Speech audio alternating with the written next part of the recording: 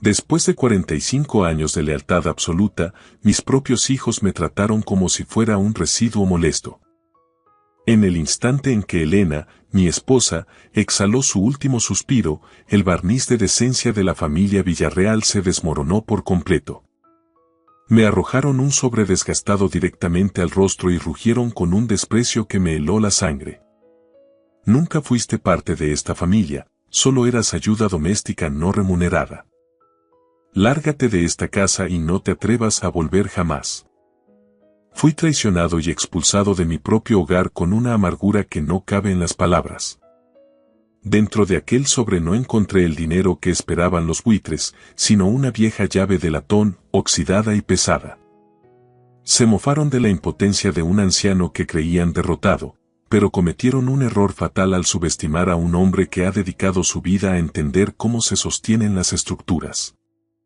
Me alejé de ellos en un silencio sepulcral, no para huir como un cobarde, sino para poner en marcha un plan de justicia que jamás podrán olvidar.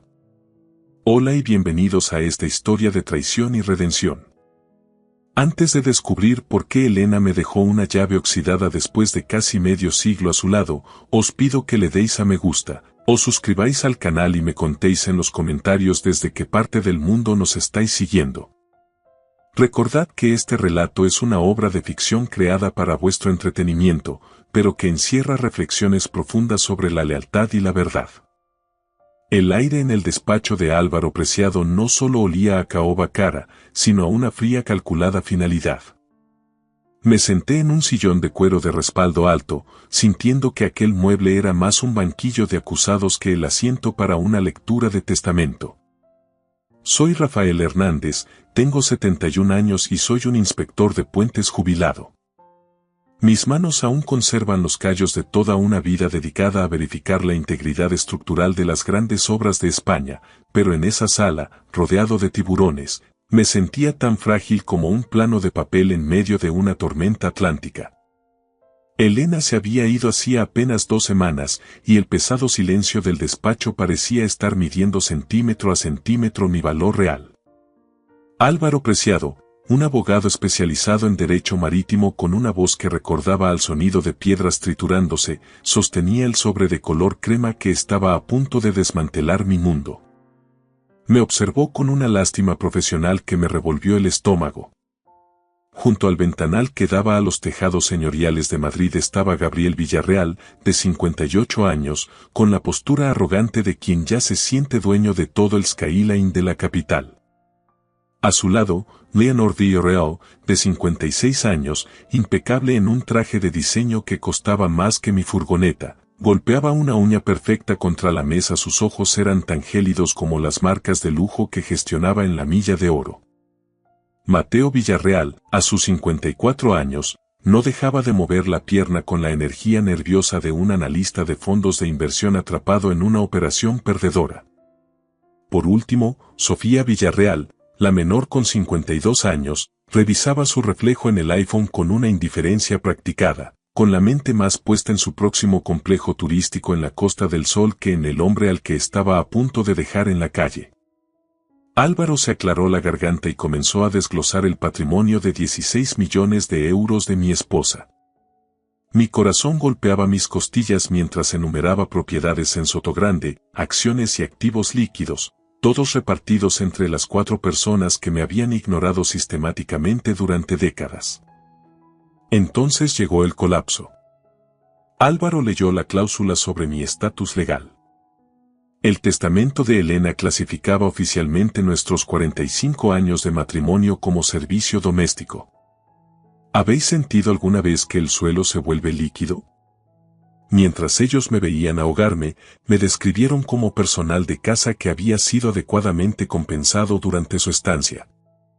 La ley se convirtió en un escalpelo para estirparme de su árbol genealógico.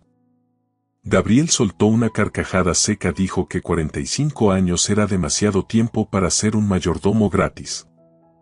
Álvaro me deslizó un sobre marrón desgastado. Mi única herencia. 2 palabras. Compensación adecuada. Todo mi pasado se esfumó. El insulto era un peso físico insoportable. Gabriel me exigió que terminara pronto porque tenían un vuelo privado hacia Ibiza. Sofía, con una sonrisa que era puro veneno, dejó sobre la mesa la tarjeta de una residencia de la Seguridad Social de mala muerte, deslizándola hacia mí como si fuera una limosna. Gabriel se inclinó y me susurró al oído que él mismo presionó a los abuelos hace décadas para blindar los fideicomisos y asegurarse de que yo jamás viera un céntimo. Salieron del despacho como un muro unificado de codicia para celebrar su victoria. Al quedarme solo, sentí que el sobre en mi mano pesaba más que el papel, algo metálico tintineó en su interior. Apreté el volante de mi vieja furgoneta de hace 20 años hasta que mis nudillos blanquearon. Conducía por las calles del barrio de Salamanca con un entumecimiento absoluto, deteniéndome ante la mansión que había sido mi hogar. Aquella estructura de piedra y cristal se cernía sobre mí como un monumento ajeno. Entré por la puerta principal, escuchando cómo mis pasos resonaban en el mármol del vestíbulo con un sonido hueco y desolador. Me refugié en mi pequeña biblioteca, mi santuario de libros viejos olor a cera para suelos. Con manos temblorosas, abrí el sobre y, en lugar de un cheque miserable, cayó una pesada llave de latón deslustrada. Golpeó el escritorio con un eco sordo.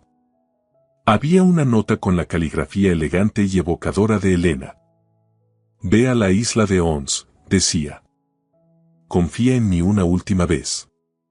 La isla de Ons era un lugar que Elena mencionaba solo de pasada, justificando sus misteriosos retiros espirituales que tomaba cada tercer fin de semana desde hacía 40 años. Nunca sospeché nada, pero en ese momento comprendí que no eran retiros, sino viajes secretos a un lugar que había ocultado incluso para mí. La luz del atardecer madrileño proyectaba sombras alargadas sobre mis herramientas. Fuera, el rugido de un motor de lujo rompió el silencio. Mis hijos regresaban, con sus voces ya alzadas por el derecho de los nuevos ricos, discutiendo agresivamente por el valor de la cubertería de plata y las obras de arte. Miré la etiqueta de la llave. En el reverso, escrito con una letra apresurada, encontré una frase que me devolvió el aliento. La llave no es para una casa, Rafael. Es para la verdad. Por primera vez en 45 años, no estaba esperando el permiso de nadie para marcharme. La mansión del madrileño barrio de Salamanca ya no era un hogar, ahora se sentía como la escena de un crimen de codicia, un mausoleo de mármol y traición.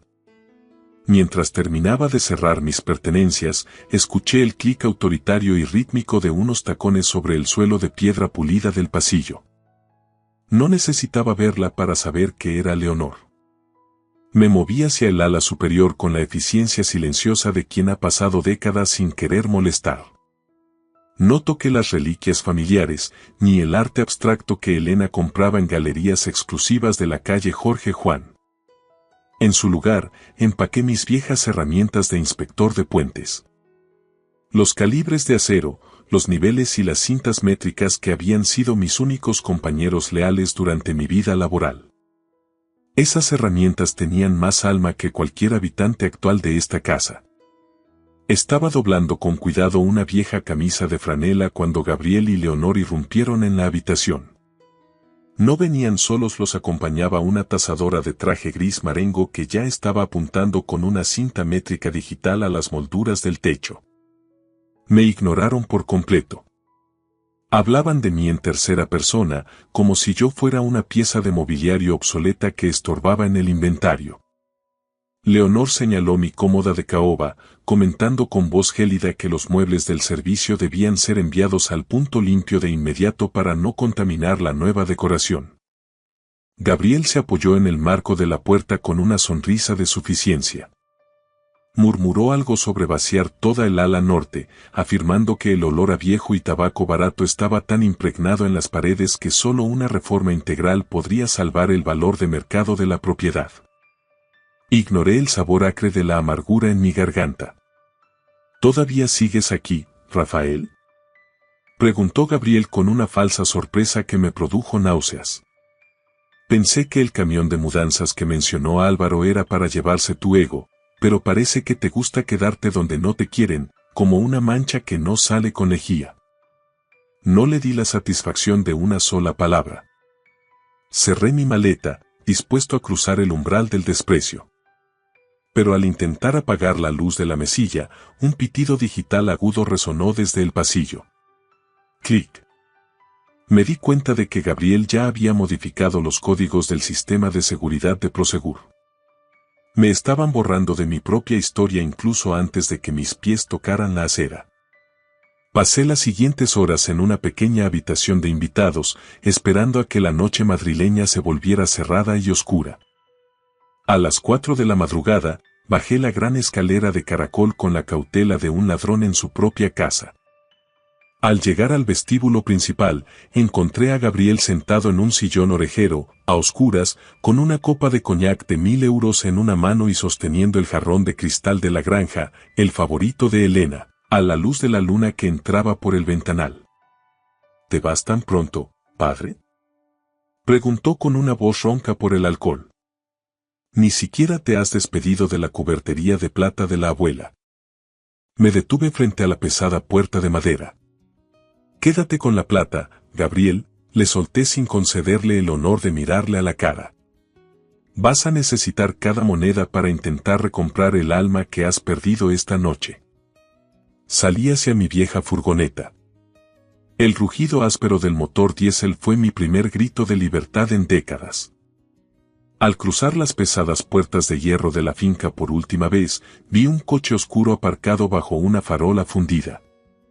En el espejo retrovisor, 2 faros fríos comenzaron a seguirme, manteniéndose a una distancia prudencial mientras ponía rumbo hacia la A6 en dirección a la costa gallega. En ese momento lo comprendí. Mis hijos no se conformaban con arrebatarme el pasado, también pretendían cercenar mi futuro. Pisoteé el pedal, navegando por las curvas de las Rías Baixas mientras el aire salitroso empezaba a filtrarse por las rejillas de ventilación. La paranoia me quemaba el pecho. Los faros seguían allí, constantes, como una sombra burlona. Llegué al muelle de Portonovo justo cuando la rampa de acero del ferry de naviera Mar de Ons golpeaba el hormigón. Escaneé la zona y localicé el todoterreno negro que se había pegado a mi parachoques durante los últimos 80 kilómetros. Hoy no, buitres, masqué entre dientes. Cuando los operarios del puerto señalaron el carril para el ferry de la isla de Ons, hice el amago de entrar, pero en el último segundo, con un volantazo que hizo chirriar los neumáticos, me desvié hacia la línea de las Islas Cíes. El todoterreno negro, mordiendo el anzuelo, hizo lo mismo. Justo antes de que bajaran la barrera de embarque, di marcha atrás y me colé de nuevo en la línea de Ons, dejando al vehículo negro atrapado detrás de una fila interminable de caravanas de turistas alemanes. El alivio me inundó mientras el ferry soltaba amarras. El trayecto fue breve, apenas 1 hora sorteando las olas del Atlántico. Cuando el barco finalmente atracó en el pequeño muelle de la isla de Ons, el mundo parecía haberse transformado. El aire olía a tojo, a tierra húmeda y a mar salvaje, una ruptura absoluta con el aroma estéril y artificial del lujo madrileño. Al bajar por la rampa, la vi de inmediato. Mencía Souto, una mujer de 70 años con la piel curtida por el viento del norte, sostenía un cartel con mi nombre. «Llegas tarde, Rafael», dijo con una voz firme que no admitía réplica. «Elena me aseguró que serías puntual». La miré, sintiendo el peso de la llave de latón en el bolsillo de mi pantalón. ¿Ella sabía hace 40 años que yo vendría hoy?, pregunté, atónito. Mencía me dedicó una mirada cargada de complicidad mientras me guiaba hacia un todoterreno embarrado, un Land Rover antiguo que parecía parte del paisaje. Me dijo que vendrías en el momento exacto en que los lobos finalmente enseñaran los dientes, respondió mientras arrancaba. Condujimos hacia el interior virgen y protegido de la isla. Mencía manejaba con una agresividad experta por caminos forestales de acceso restringido. Mientras botábamos sobre el terreno irregular de la pista, soltó una bomba que destrozó mi frágil sensación de triunfo. Ese todoterreno que esquivaste en el muelle no trabajaba para Gabriel, Rafael. Era un equipo de seguridad privada que Elena contrató para protegerte desde el mismo segundo en que ella dio su último suspiro. Sentí un vacío en el estómago. En mi miedo, había despistado al único escudo que me quedaba. El coche se detuvo ante unas puertas de hierro tan oxidadas que parecían estar sangrando sobre el verde intenso del bosque gallego. Toqué el metal helado, temiendo que el secreto de Elena me quemara la piel. Mencía no dudó. Tomó la llave de latón de mis manos y la deslizó en la cerradura. A pesar de la apariencia descuidada, el mecanismo giró con una suavidad asombrosa. Las bisagras estaban perfectamente aceitadas, mantenidas con una precisión que contrastaba con la decadencia exterior. Subimos por un camino serpenteante hasta un claro donde la vista me robó el aliento. Una casa solariega de piedra, un paso del siglo XIX erigido sobre el borde de un acantilado escarpado. Debajo, el Atlántico rugía con fuerza. «Esto no es una ruina, Mencía», susurré sobrecogido. «Es una fortaleza». Ella lo llamaba su santuario, Rafael. Un lugar donde la podredumbre del mundo no pudiera alcanzarte. Entrar en esa casa fue como penetrar en las cámaras de un corazón que había latido por mí en secreto durante medio siglo.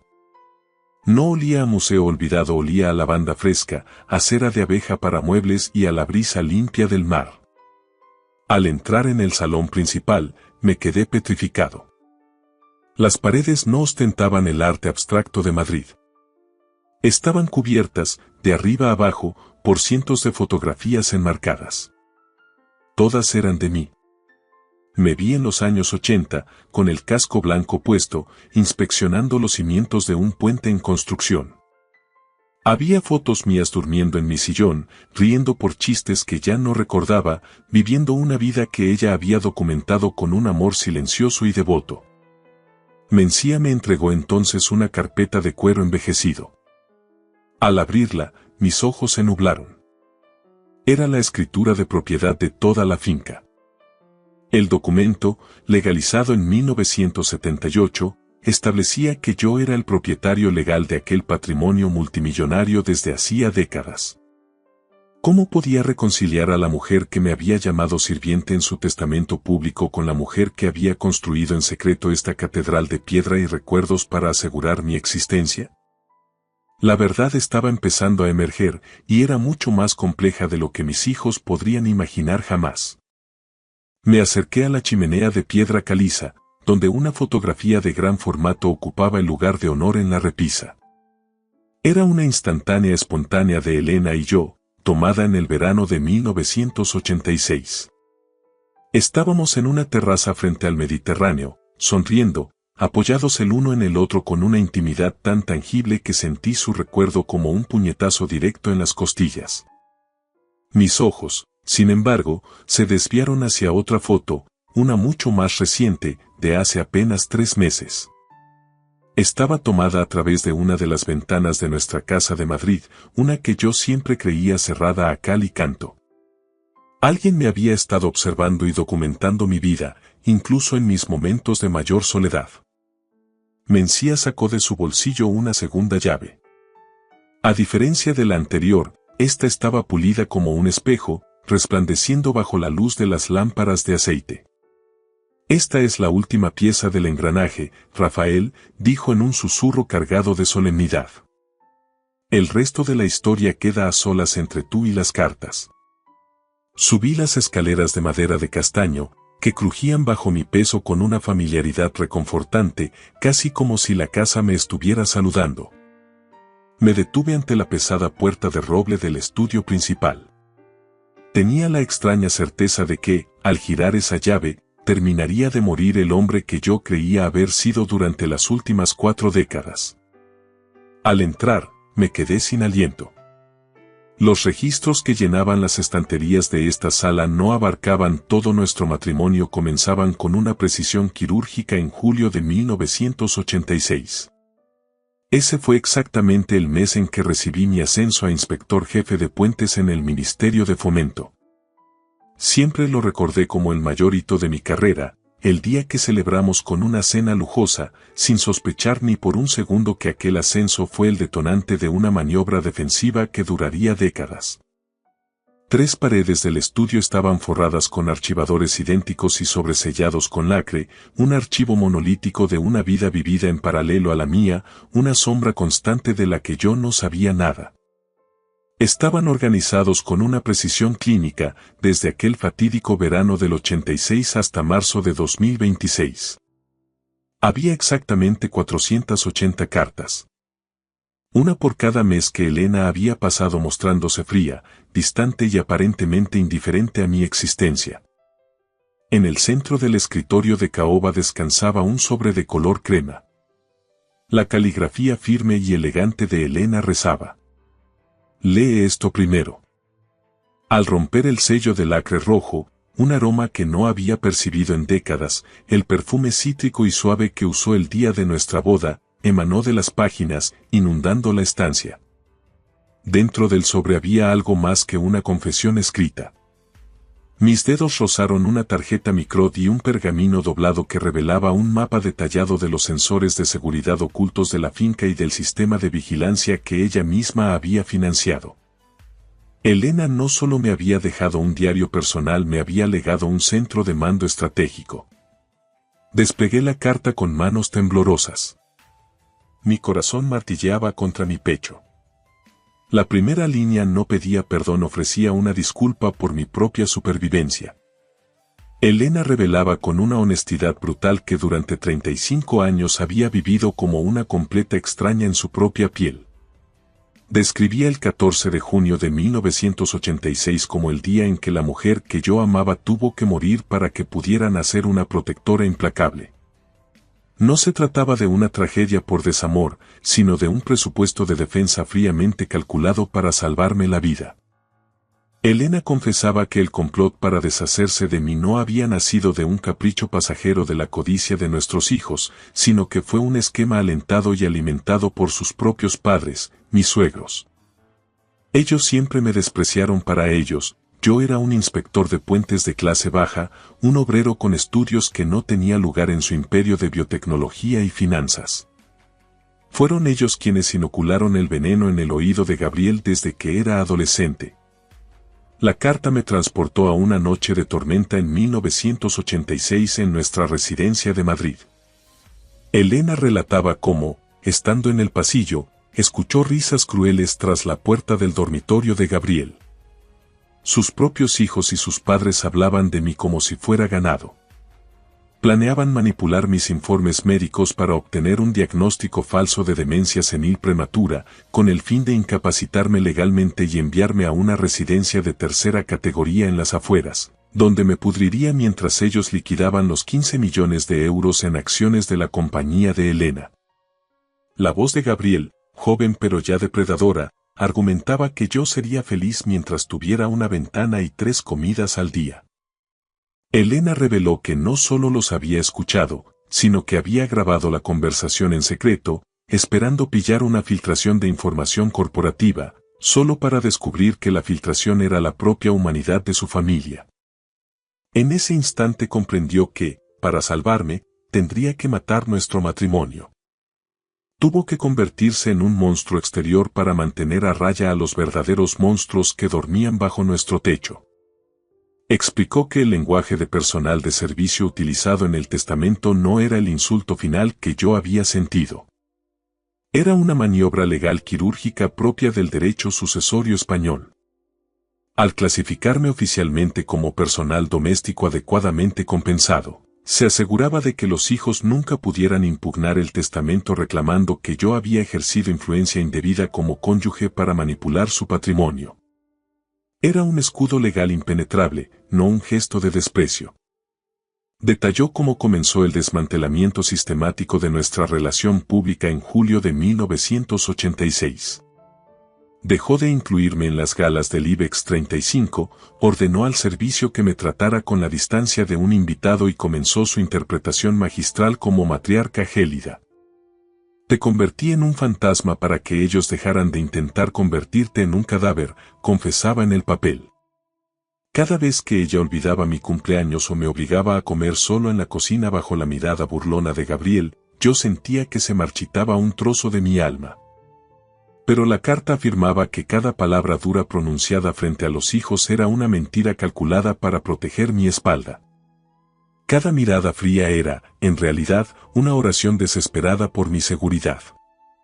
Elena reveló una capa final de su plan. Me había cedido legalmente esta propiedad de la isla de Ons en 1978, como un regalo de bodas privado. Al ser una donación previa a cualquier reclamación de herencia o fideicomiso de los hijos, este santuario era legalmente intocable, inembargable y enteramente mío. Mientras ellos celebraban su victoria en Madrid, no sabían que yo era el dueño de la única fortaleza que ella siempre quiso que yo tuviera. La carta de Elena mutó de repente, pasando del dolor desgarrador de una esposa cautiva a la fría y matemática precisión de una consejera delegada de primer nivel. En esas páginas finales, me reveló la existencia de una fortaleza financiera invisible. Un fondo fiduciario de 1.200.000 euros, gestionado por una firma de gestión de patrimonios extremadamente discreta con sede en Galicia. No fue un movimiento de última hora. Elena había estado desviando sus bonos personales y dividendos a esta cuenta desde finales de los años 70. El fondo estaba blindado para cubrir todos los gastos de mantenimiento del paso y otorgarme una asignación mensual vitalicia durante los próximos 50 años. Creen que se lo han llevado todo, Rafael, pero solo han mordido el anzuelo que yo misma preparé, escribió con una caligrafía que denotaba una satisfacción gélida. Me di cuenta entonces de que, mientras Gabriel, Leonor y los demás se despedazaban por la herencia en Madrid, en realidad estaban heredando lo que en el mundo financiero llamamos una píldora venenosa. El grueso de su legado consistía en activos inmobiliarios sobreapalancados, hipotecas altísimas sobre edificios de lujo, y fideicomisos vinculados a deudas de alto interés que Elena había dejado impagadas de forma deliberada. Ellos se quedaban con el apellido Villarreal, pero yo era el único Villarreal que poseía la verdadera libertad. Me levanté del escritorio y me dirigí a los archivadores metálicos. Mis dedos temblaban al deslizarse sobre las pestañas de las carpetas. Pasé por alto los primeros años, llenos de ataques verbales y desplantes, y llegué directamente al archivador de 2010. Ese fue el año en que los accidentes caseros dejaron de ser fortuitos para parecer ejecuciones sumarias. Localicé la carpeta fechada el 12 de marzo. Recordé perfectamente aquella mañana en la mansión. Me había despertado temprano para revisar unos informes. Al intentar bajar la gran escalera de roble, mi pie perdió toda tracción en el tercer peldaño. Caí rodando por 12 escalones macizos. El impacto contra el mármol del vestíbulo me dejó una muñeca destrozada, 3 costillas rotas y el mundo dando vueltas. En aquel momento, Elena apareció en lo alto de la escalera. Me miró desde arriba con una indiferencia que me dolió más que las costillas. «Te estás haciendo viejo, Rafael», dijo sin moverse. «La torpeza es un lujo que no podemos permitirnos en esta casa». Sin embargo, en el estudio del santuario de Ons, encontré una tarjeta SD grabada esa misma noche por las cámaras ocultas que ella había instalado. Mi sangre se congeló al ver las imágenes. En la pantalla aparecía Mateo Villarreal, vestido de negro y con guantes de cuero, aplicando meticulosamente una capa de lubricante industrial en los escalones superiores. Aceite de muerte. Incoloro, inodoro y letal. Mateo miró directamente a la lente oculta con una sonrisa depredadora que se clavó en mi pecho como una aguja de hielo. Pero el video reveló un giro aún más macabro y doloroso. Elena entró en escena 5 minutos después de que Mateo se desvaneciera en las sombras del pasillo. No limpió las escaleras. En su lugar, se arrodilló junto a la pesada mesa de caoba del vestíbulo y, con un esfuerzo físico evidente, la desplazó unos centímetros, posicionando cuidadosamente un jarrón de cerámica de gran tamaño.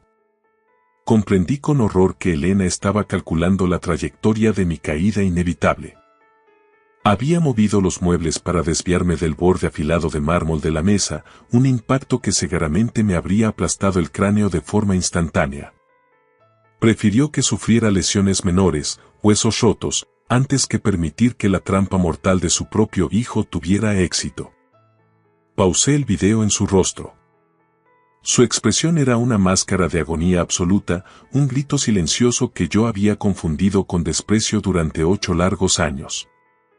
Mis hijos me querían muerto, y mi mujer había permanecido allí, inmóvil, viéndome romperme, convencida de que era la única forma de mantenerme con vida.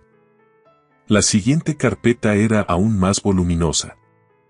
Contenía una fotografía pericial de un latiguillo de freno seccionado en 2011. Recordé con nitidez aquella tarde terrorífica en la que el pedal de freno de mi furgoneta se hundió hasta el fondo sin resistencia alguna mientras bajaba una pendiente. Elena apareció poco después con un abogado y una evaluación psiquiátrica fría para la Policía Nacional.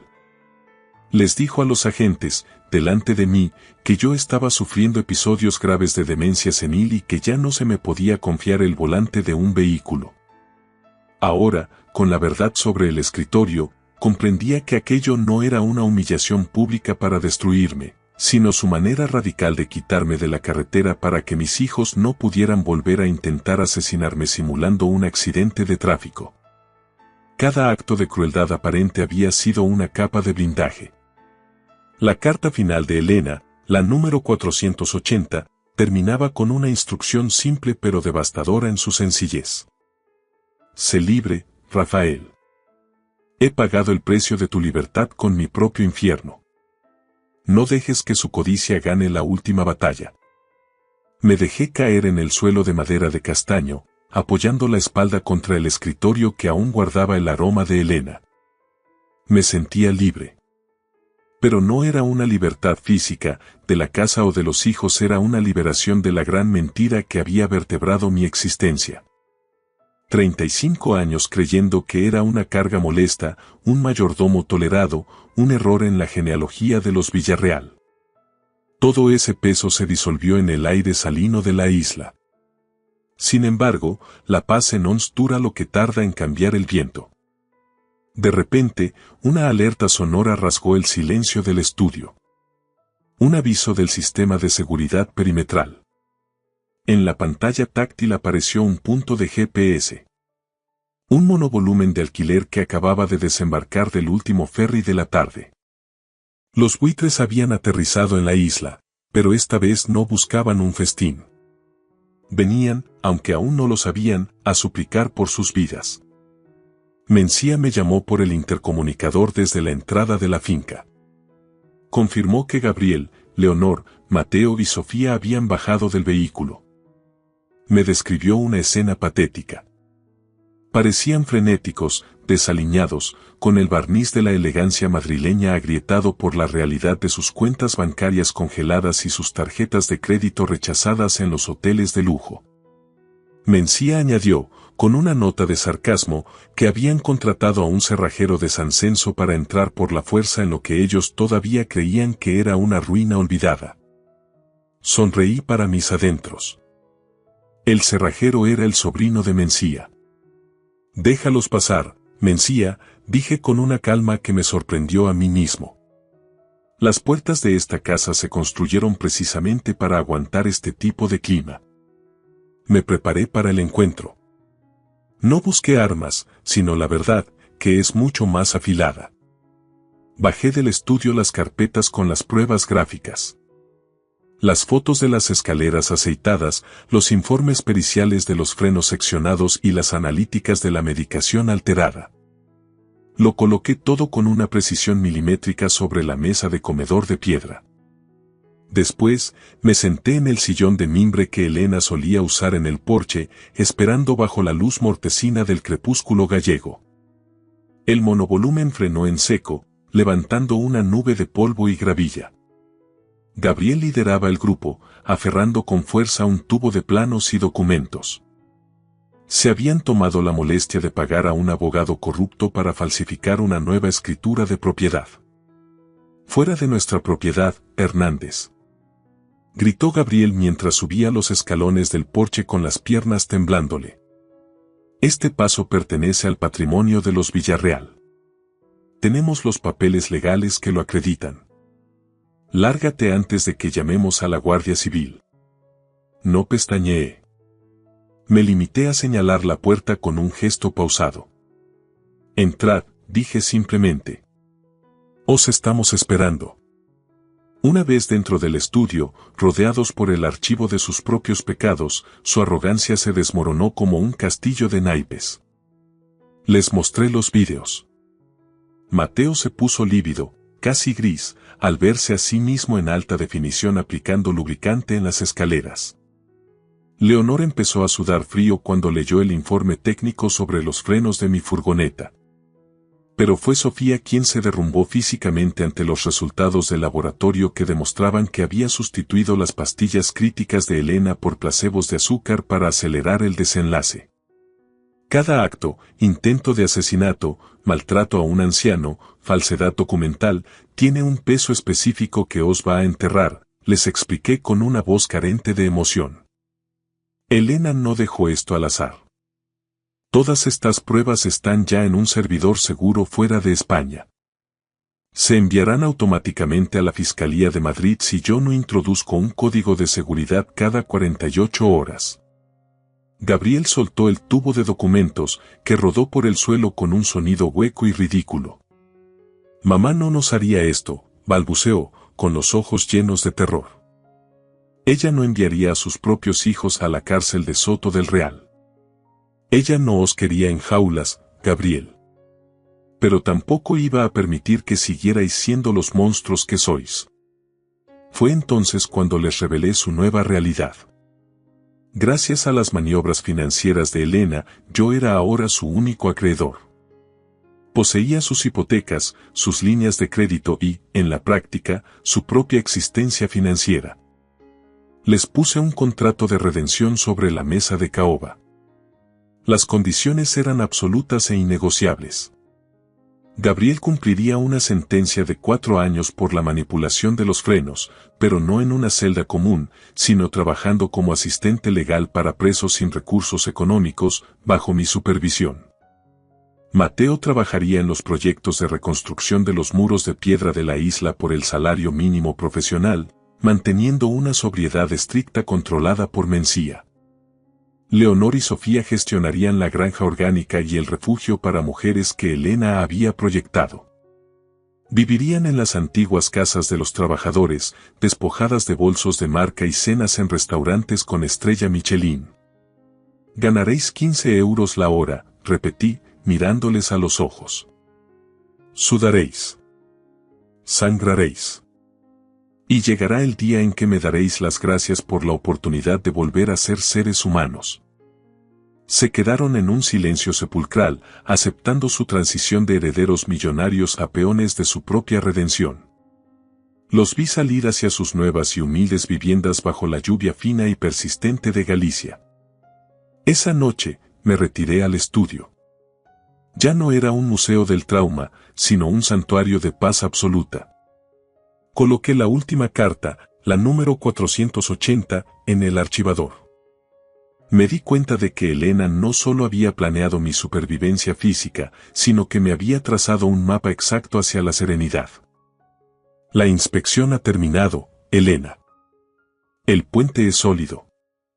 El puente resiste. Buenas noches, mi amor. Caminé hacia el ventanal y vi las luces tenues de las casas de los trabajadores abajo, en el valle. La llave de plata en mi bolsillo ya no pesaba nada. Ya no estaba esperando un ferry para escapar. Por fin, estaba exactamente donde debía estar. Gracias por escuchar la historia hasta el final. Dale like y deja un comentario. Suscríbete al canal y activa la campana para no perderte la próxima historia. Les deseo todo lo mejor.